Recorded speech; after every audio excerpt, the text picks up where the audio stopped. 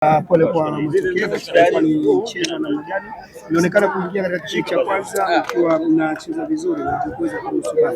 Ili pengine asipelekea kipindi cha pili kupoteza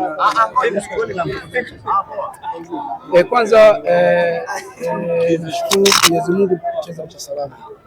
Pili, kwanza ni wapongeza wachezaji wangu. Mpango wetu sisi ni kutokuruhusu goli la mapema. Karibia mechi zote za nyuma tulikuwa tunaruhusu goli la mapema mno.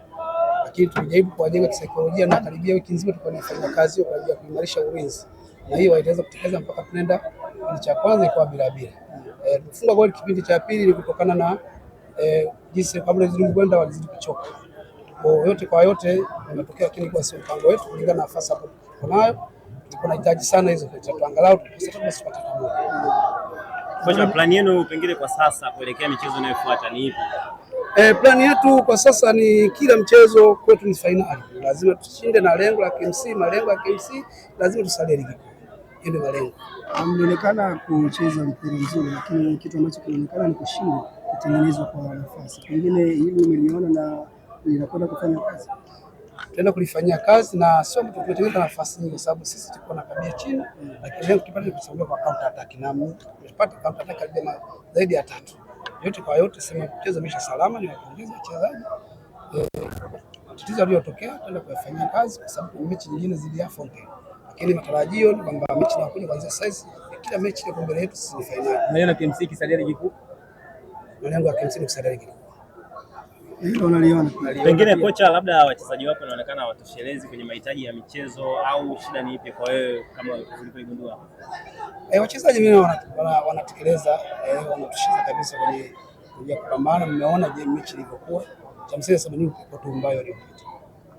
Au pengine labda hawapati maelekezo. Yote kwa yote sema kufuata maelekezo, ndio maana mpaka ninakwambia kwamba tumeruhusu goli kwa ajili ya kabla hivyo ile kwenda test zidi kuchoka. Lakini ingekuwa otherwise mimi nawapongeza kwa sababu mpaka dakika half time kipindi cha kwanza tumeenda bila ingawa Yanga na wachezaji wazuri na bora, kuna sio tambo bora wa Yanga kwa wachezaji ambao nao, lakini tumeweza kumaintain pressure mpaka tunaenda kipindi cha kwanza kwa bila. Shukrani sana. Kwa maendeleo ya sekta ya utalii na huduma za hoteli nchini, Parrot Hotel iliyopo Kaloleni katikati ya jiji la Arusha ni fahari ya Tanzania. Ina bwawa la kisasa la kuogelea na kupumzika kwa watu wa rika zote. Mapokezi yenye ubora.